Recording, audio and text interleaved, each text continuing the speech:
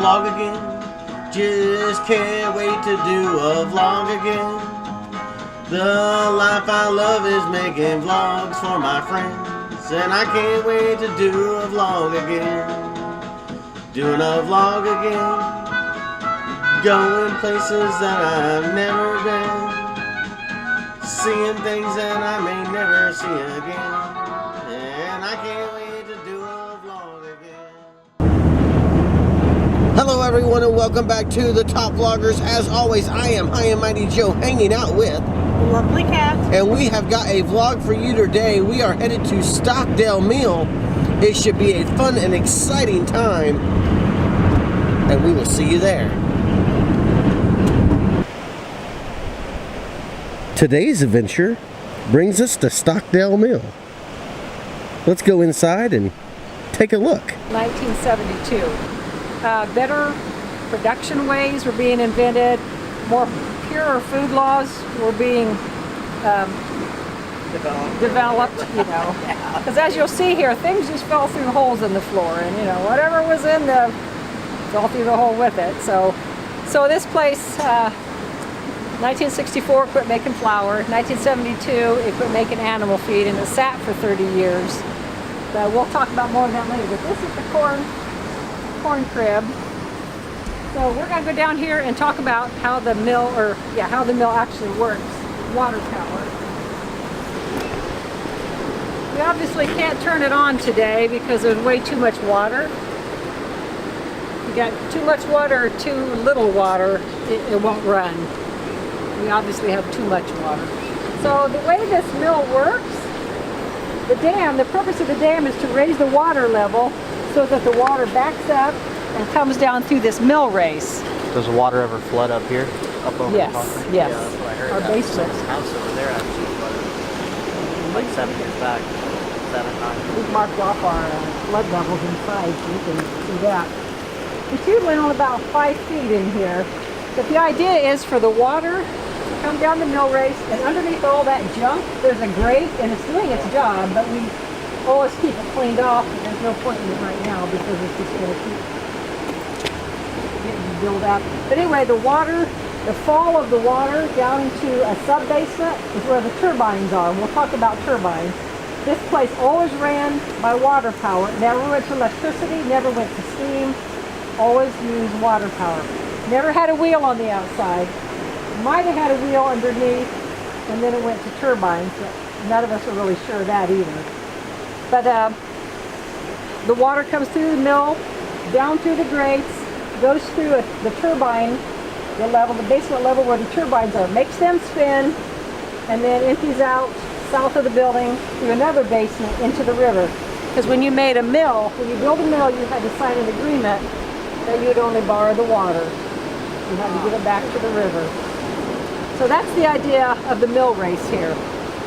The dam was originally made out of wood, wooden cribs and steel stone covered over with timber planks. But it needed repair in 1916 because wood is exposed to oxygen, like during droughts, it would rot. So in 1916, well, I'll show you a picture when we get up there, they covered it with cement. They had to mix it in wheelbarrows on the banks and take it out there and put it on. The work day was from the time you could see in the morning to the time you could not see at night. Foreman would pay 75 cents to $1 a day. The workers 50 cents a day. And one of the true stories is human nature never changes. They had trouble getting their people to come to work on time then, just like in the mill. So what the foreman did was pass the wheelbarrow, took the legs off. So if you wanted a wheelbarrow that you could actually sit down during the day instead of having to hold it up and have the legs, you better get to work early. Get your wheelbarrow out, or you're going to get stuck with one without legs. So. True story. 1959, you wouldn't want to have been standing down here. 2013 is pretty good. Where'd it go? Okay, there's 2013. So if you look at the floor, the cracks in the floor, it's not sloppy workmanship. That was to let the floodwaters be able to go back down. Right. And then the floor would dry a little quicker if it's not tightly put together.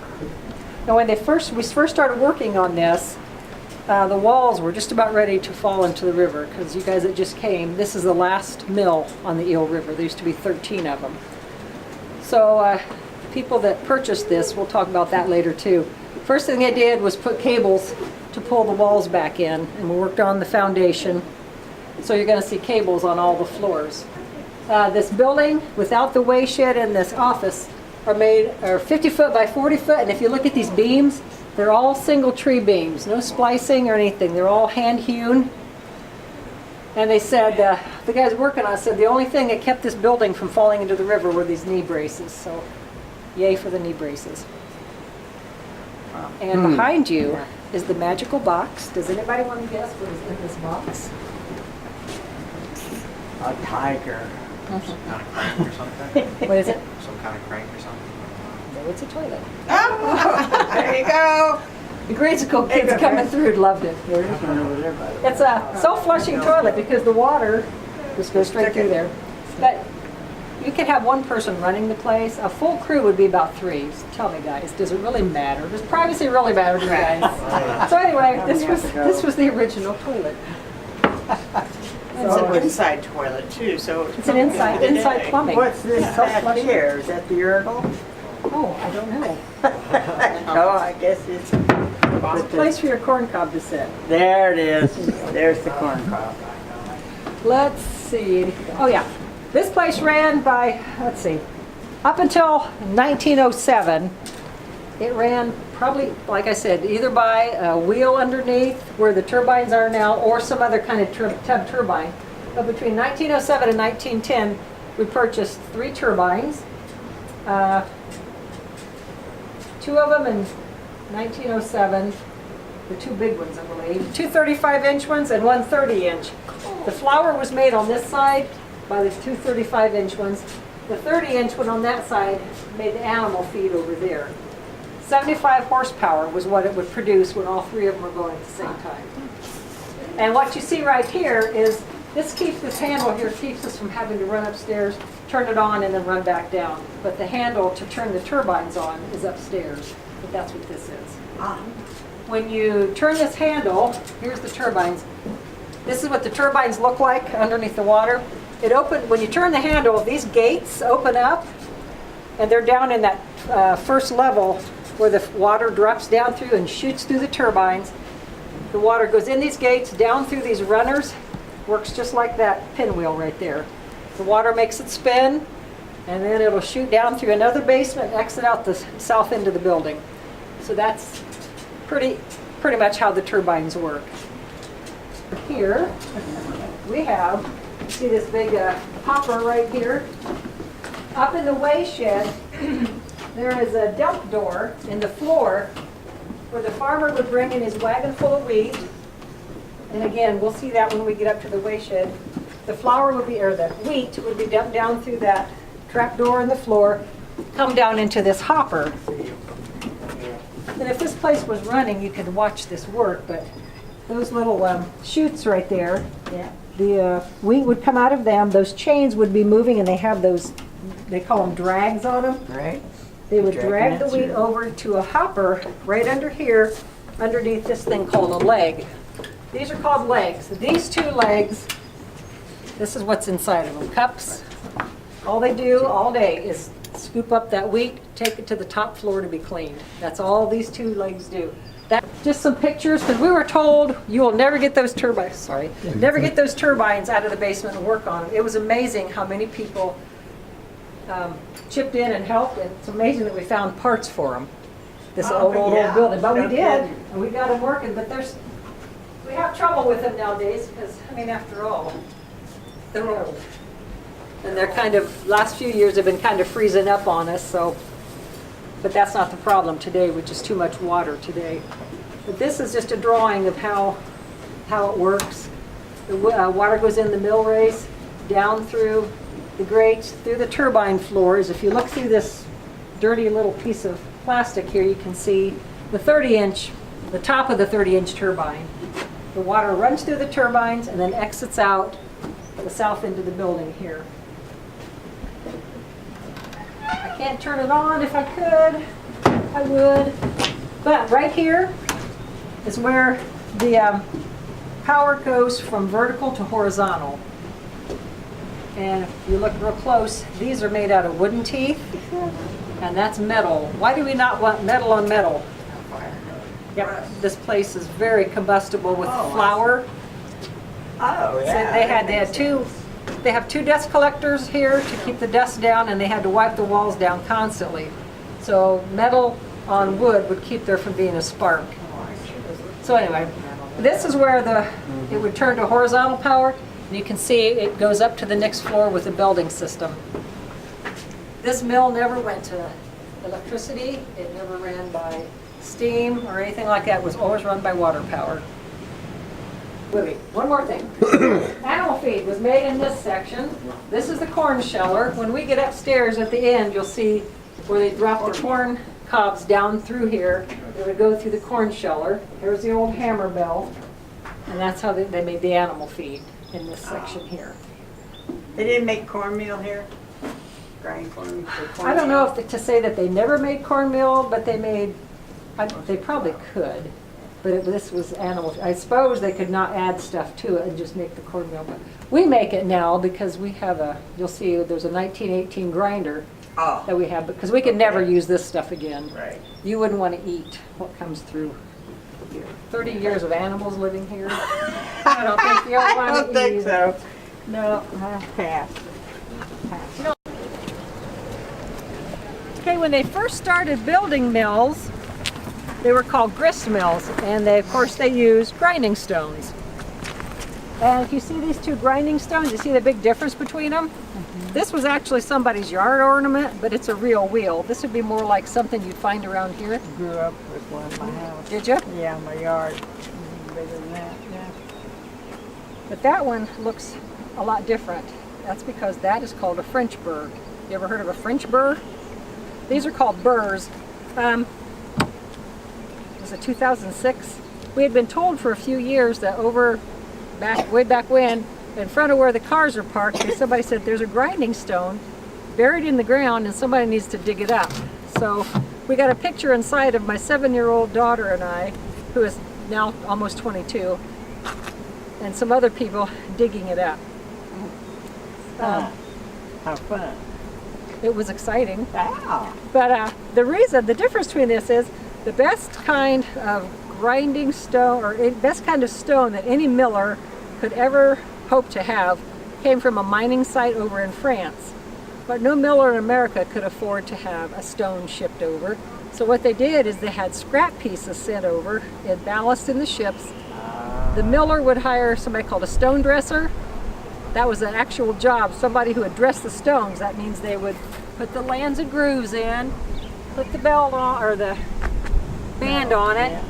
And if it was the hanging one, you had a hanging one that moved and a stationary one on the bottom. This one obviously was the top one because it has a handle on it. And they'd dress the stone and get it ready to use. So anyway, so the miller could have a top-notch grinding stone from France Made in the USA. Made in the USA for a lot less than he would trying to have it shipped over as whole. So that's the difference between these two. Huh. A French burr. Okay, during about 1883, in the late 1800s sometime, the Industrial Revolution came along, and they were inventing more things out of iron. They invented something called iron rollers. So that's what this became, an iron roller mill rather than a grist mill.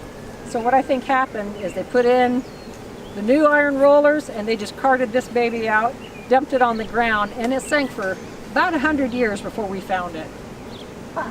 So, and we'll look at some of those iron rollers in a little bit. So that's the story behind the stones. Cool. And what I always think is, can you imagine, because there's always sandy stuff grinding off of these things. Can you imagine the teeth of people that had to eat the...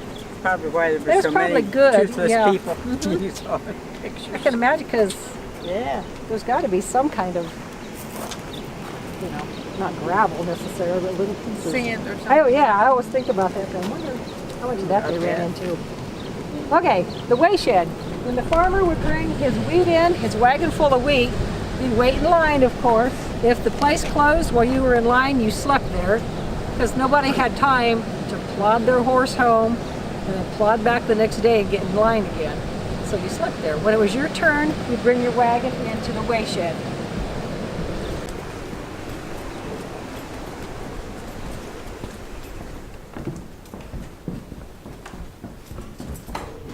Now, we usually open this up. There's that trap door I was telling you guys about. We usually have that open too. But the farmer would bring his wagon full of wheat, put it on this scale and have it weighed full. Of course, to take the horse off, weigh it full. Then they would put these rings on the wheels, the ones with the ropes, and they would raise up the front end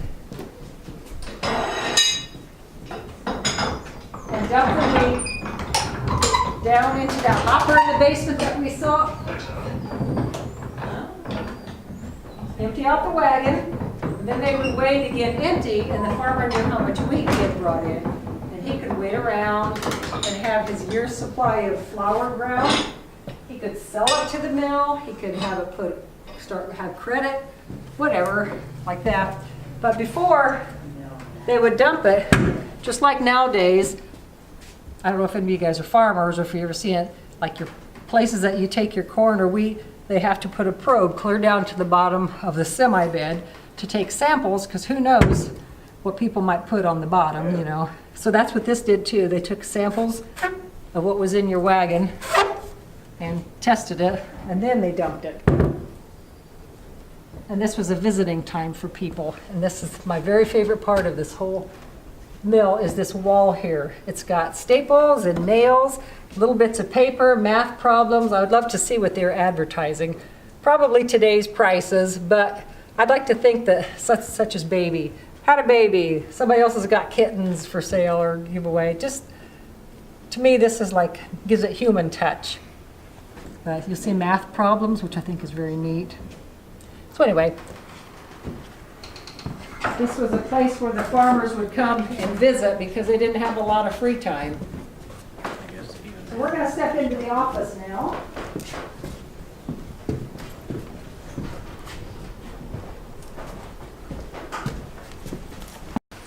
Like I said, the office was not originally, it was about the same time as the weigh shed, I believe.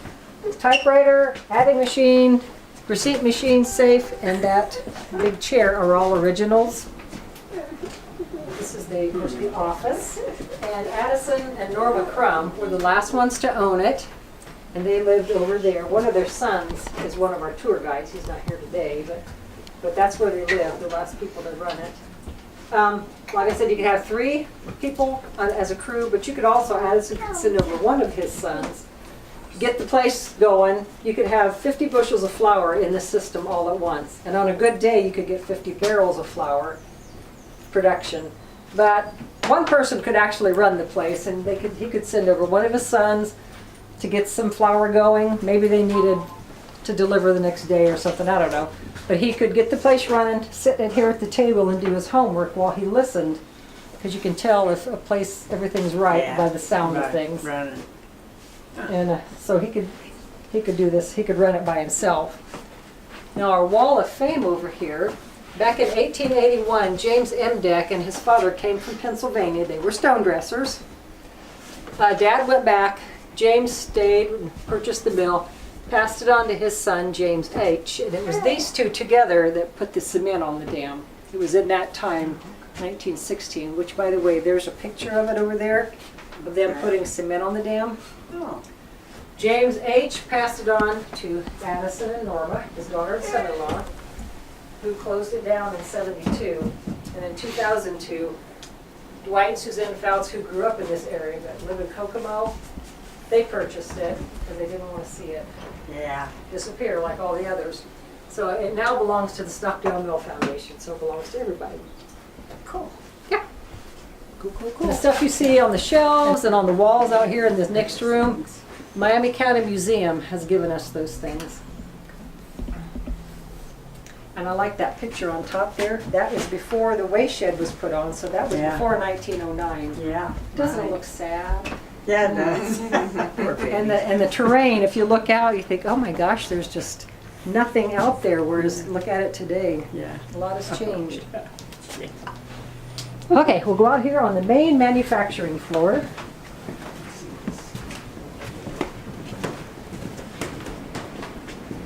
We got a bin scale over there that people could fill up with something in one of our big bins upstairs, and or you could have things weighed on the floor scale.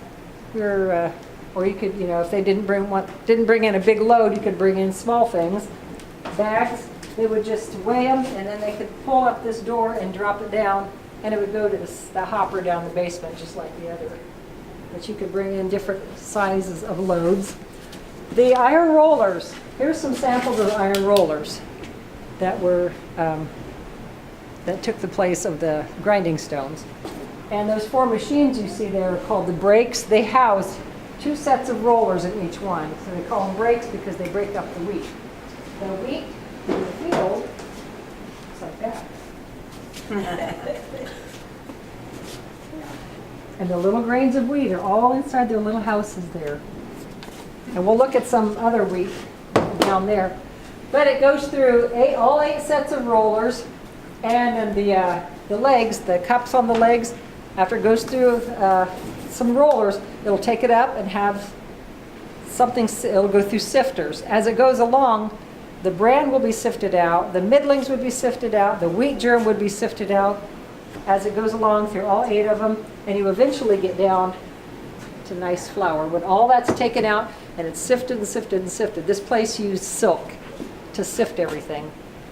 Well, that's the 4 things you would get out of a grain of wheat. You get, of course, your flour, your wheat germ, which is like your cream of wheat, your bran, which is the outer layer. When you crack a wheat germ, the outer layer pops off, and that's your bran.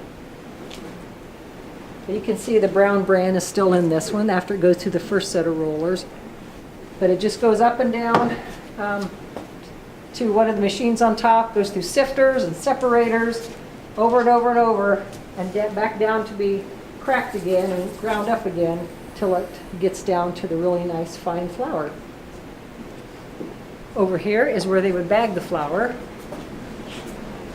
Addison got tired of having to shut the whole place down in order to run this, because you couldn't run them all at the same time.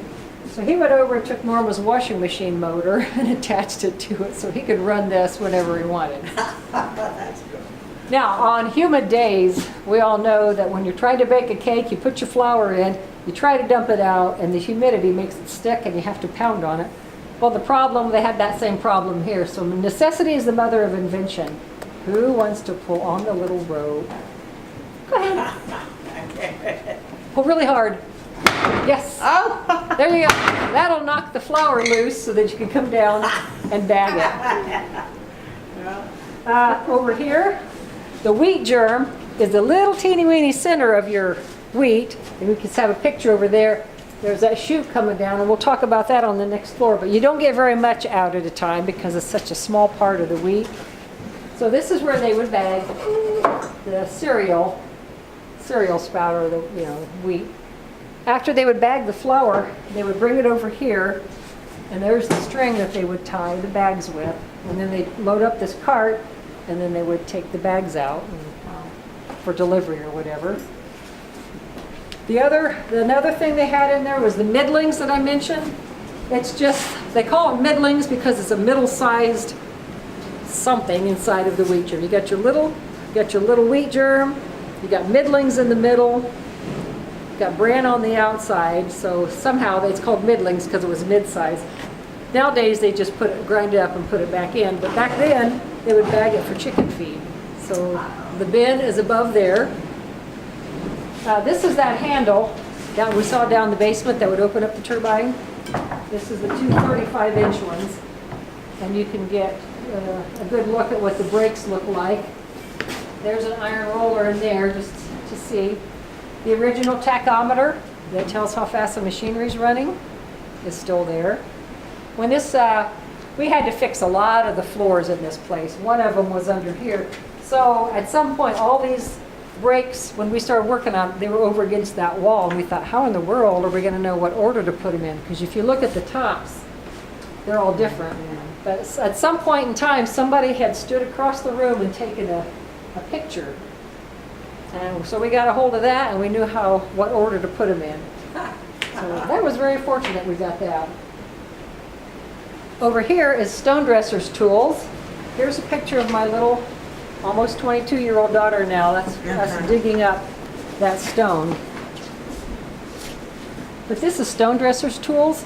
In order to have a perfectly flat surface, what they had to do, they had this really iron piece right here. This piece, it's called the proof staff. This piece is never going to warp or never change its flatness. So they had the proof staff and the paint stick. They would prove the stick against there, make sure it was perfectly flat, put paint on the bottom, rub it across the top of the stone, and if there were areas that were raised up and not perfectly flat, they would have paint on it. So they'd know to sand that area down. And I've had people say, well, that's what they do nowadays. And I think, when we were kids in grade school, we'd have to chew those little red tablets for the dentist day. And if there was something on your teeth, it would show up red. Kind of the same thing. They knew where to sand it down. Of course, there's your wheat after it was thrashed. Here's your bran.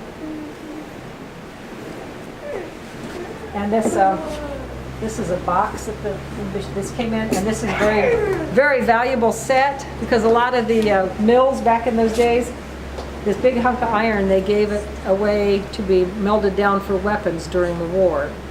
So we had an expert in mills come through one time and say he'd never seen a whole set because there were so many of them missing. Very fortunate that we have this. The bran bin is up above here. We had a packer because the bran is so fluffy you could pack it or you could bag it.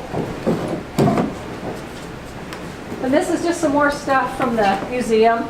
Here's your knife sharpener, axe sharpener, whatever, sharpener. Okay, here is, this is the man lift. It's kind of like an elevator. It kept the guys from running up and down the steps a million times a day. It's just as a counterweight in here. There's a 150-pound counterweight in it right now. You would pull that out, step on the brake, and depending on how much you weigh, you would either help yourself along or hold yourself back from going really, really fast. But that would just take them up and down rather than run up and down the steps. And the customers would come in that door on this floor. But what if the one guy was over here and he had to run up on the top floor and like grease a gear or something? How would he know there's a customer here? I have a job for you. Are you sure you'll like it? You want to grab this rope and rattle it? My grandpa. You know when to pull on the rope? Yeah. I get on their pedal like crazy. Who wants to pull on the rope and rattle it? Pull Do you on want and to? rattle it? Yeah. Shake this rope. Oh. So if the customers, nobody down here, they knew to come over and shake the bell, and he would come down and wait on the customers. We put that bell in. That's just whenever we start the machinery, just in case somebody's got their hand where it shouldn't be. Yeah. Oh my Surprise! God. We have a big bell in here too. And this is just, you can see this side of the. What? No, we didn't want to turn anything on. We were just trying out the bells. Thank you. No. This is just, you can see the side of the 6 legs that did take the flour up and down, connected to the brakes over there. We cannot use this for actual food, but we do make cornmeal and flour here because we went to North Carolina to the Hollers and bought this 1918 grinder. And we can make cornmeal and flour. We don't have any today because this is our first opening day. Plus, it's been too flooded to even run the machinery. It's got 2 24-inch stones in it like that. And we put fill the hopper with either corn or wheat. Turn on that 30-inch turbine, and the stones go around and grind it. This thing shakes like crazy, but we have screening on it and sifting. And then we have cornmeal and flour, wheat flour and cornmeal. It's different than what you get at the stores. It's not as fine, but Right. it's really good. Makes better cornbread too. Yeah, you've had that? Yeah. Do you ever get one of our little cookbooks? We got cookbooks with them too. Yeah. Yeah. So anyway, so probably back in the day, that was used in conjunction with something like that. this Miami County Museum also gave us that still. So that probably had a dual purpose. That's probably did. Yeah. Okay, this is the bin floor. When they first started building mills, nobody knew that bran was good for you. So after they separated out the bran, all 13 mills were dumping their bran into the river. And I guess they said the fish were huge. But then they realized it was good for people and animal consumption. So it became the biggest bin in the whole place. So here's the bran bin. And you'll see in here, everything just dropped down through a hole in the floor, down to the packer or the baggers. Good Lord. So that's why. You don't want to eat anything. Oh yeah, by 1964, they were saying we need to change some laws. Yeah. So we'll come on around here as soon as you've been there.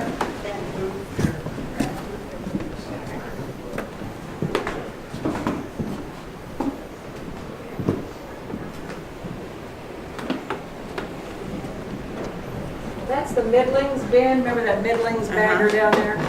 That was the middlings. That's the middlings bin. I'm sure there was a wall there at one point. So this mesh you see right here, they're the chutes that connect. On the top floor, there is a sifter that has 64 compartments that makes this building rock. Wow. And these chutes are what comes down that sends at various directions. So that's what all this mess is. There is a method to this madness. In 2002, we had our roof come up by a shear wind, and it took some of these down. So we put most of them back up, and I did a lot of marble dropping from the top to the bottom to see if they had them hooked up right. But that's what these are. They're from that sifter on the top down to the brakes and to other places. If you see this chute right here comes down out of that sifter into that gyro sifter. That's what sifts out the wheat germ and then sends it down to that little spout that was on that post that I showed you. So that's why there wasn't much coming out of it, because it's just one tube's worth. There's the flour bin where the flour packer or bagger was below that. Oh, yeah. That is just one of the big storage bins.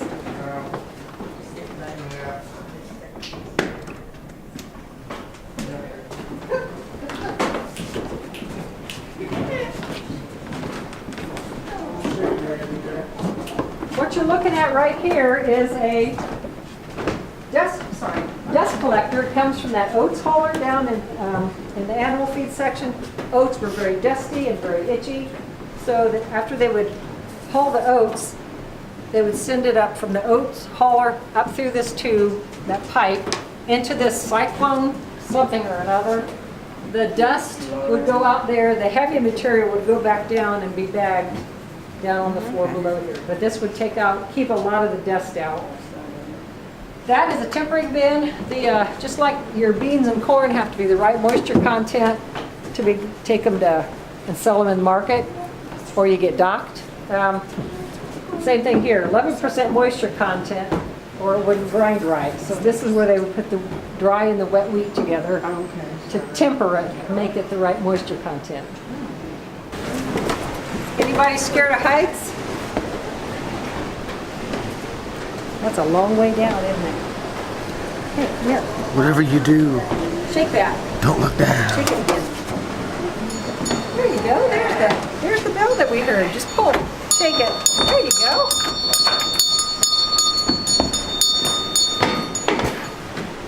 Okay, this floor has the machinery that I said the flour would be brought up and it would be sifted. These two things are actually called bolters. This would separate out the middlings. This separated out the bran. It was done with these brushes and screens. The screen is still on the middlings one, but the bran one's gone. The idea is the material would come down through the tunnel there, and the brushes would come around and push the bran through the screens. It would do the same thing up there with the middlings. There's an auger in here that would take it down to the right chute and drop it into the cord, whichever bin it was supposed to go in. And that doesn't look like it should do the trick, does it? It looks so old and archaic, but it did it. Did a good job. Now, over here is that 64 compartment sifter I was telling you about.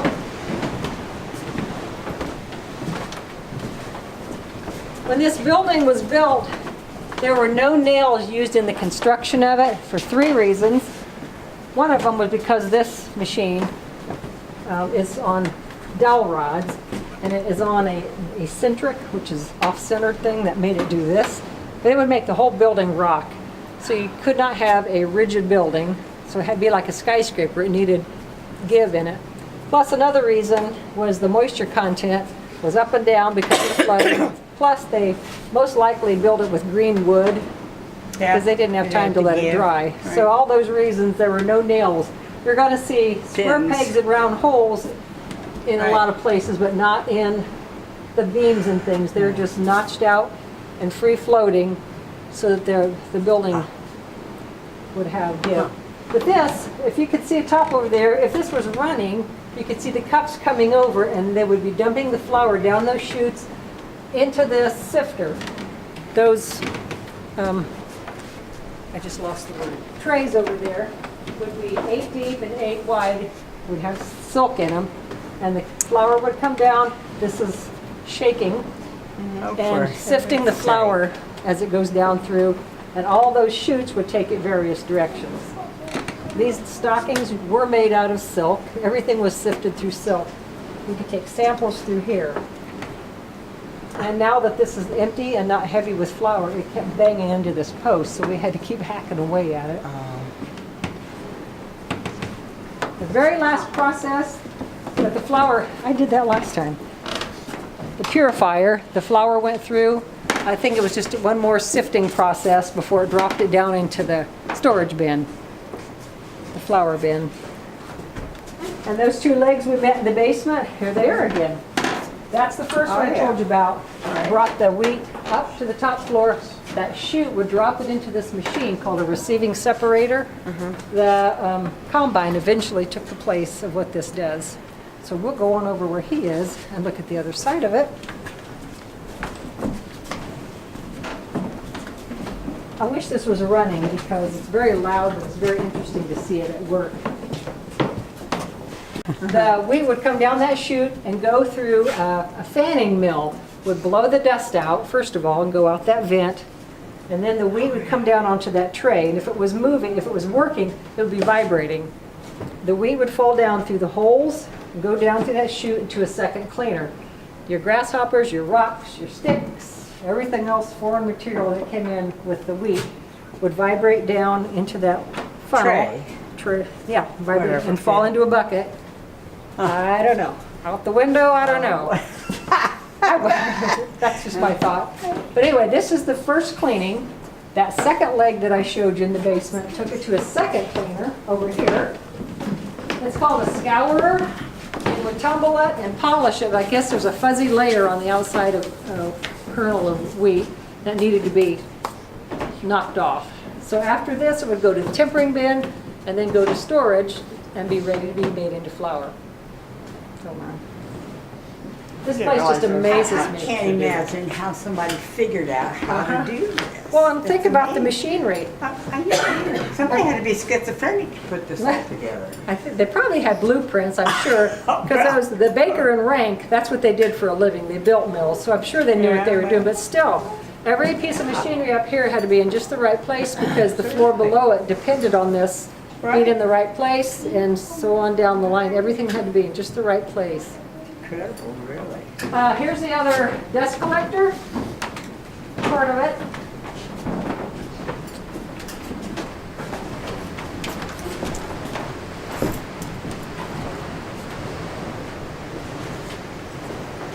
I love the smell in here.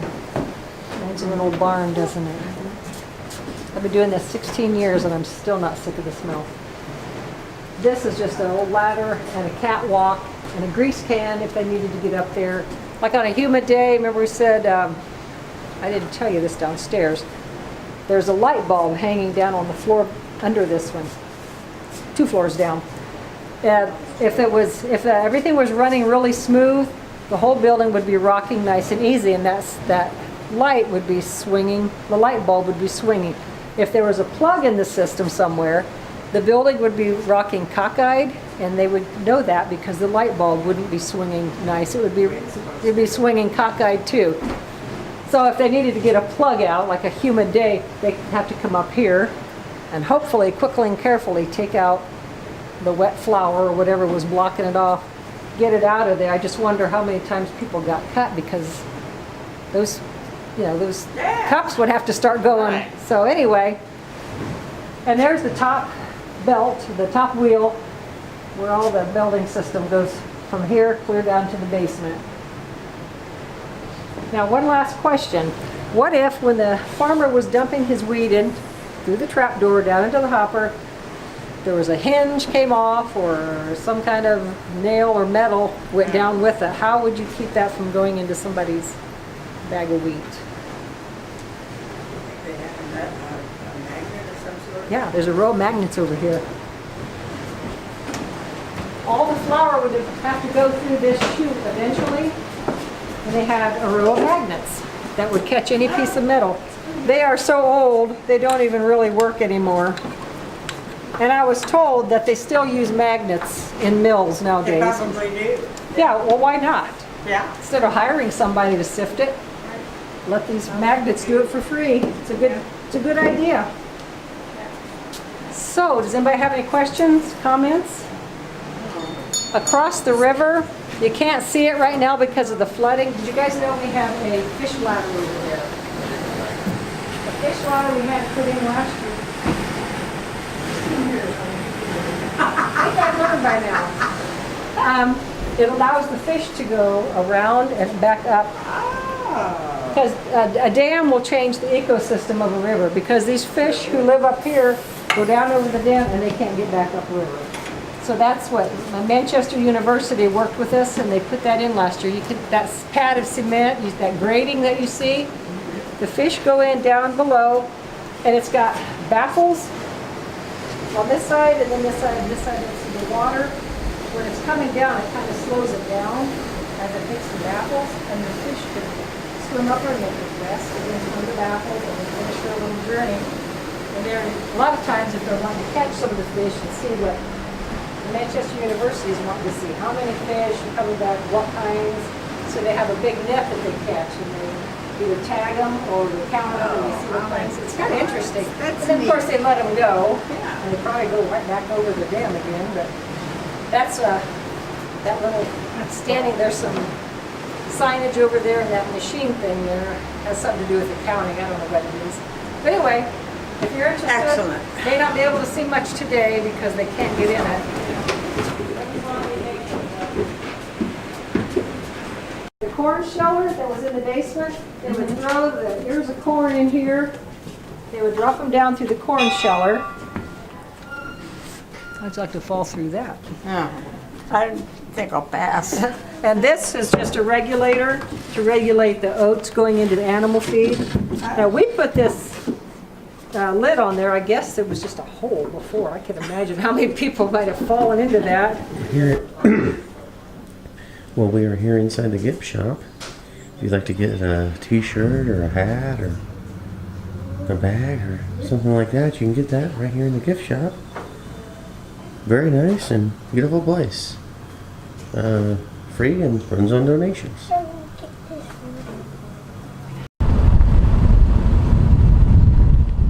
Rowan Eel River Bridge, built 1877.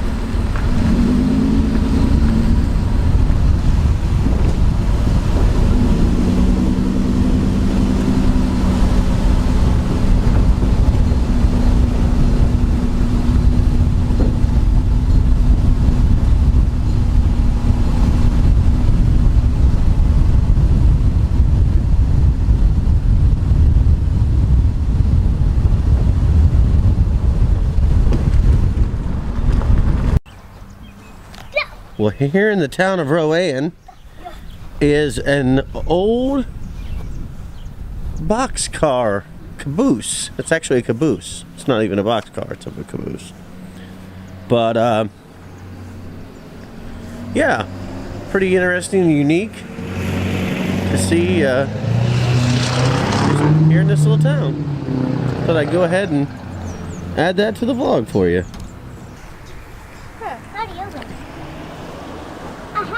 was locked. It was locked up. I got it open. The other door is locked. Now here is a really cool mural outside of a building here in Rowan, Indiana.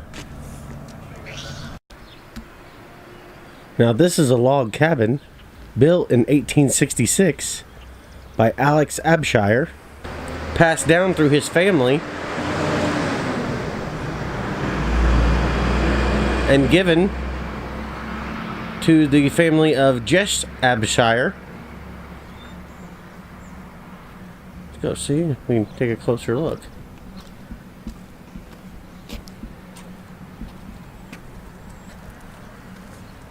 The family of Jess Abshire donated this. It was originally a two-story dwelling and has now been moved here as a one-story dwelling in 1966. The door was restored by the Rowan Lions Club, and the wood was donated by Larry Meyer and Fred Weiss. And there it is, a log cabin right here in Rowan, Indiana.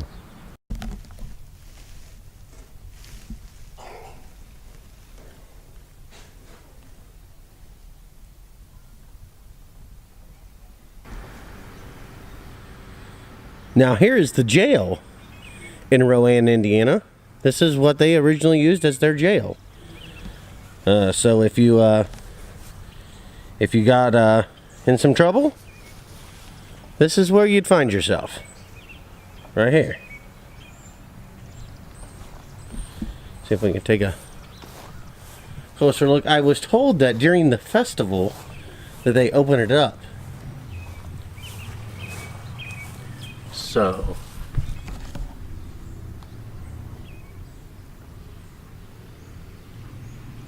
I'm not sure what you can see in there. I thought I'd just show you the inside through these bars.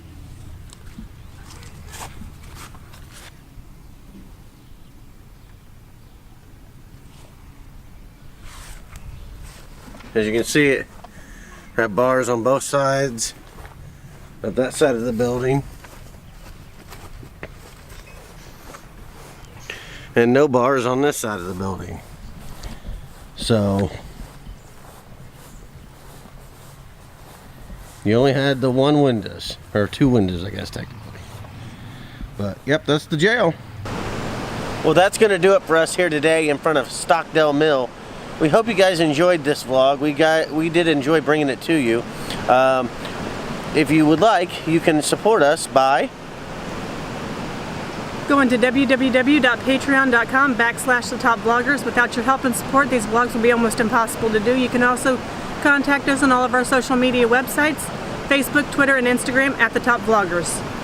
And like I said, we had a great time at this vlog. We hope you guys enjoyed it and learned a lot. And hope that next week you come back and join us for another vlog. Until then, we'll see you again. Top Vloggers, out.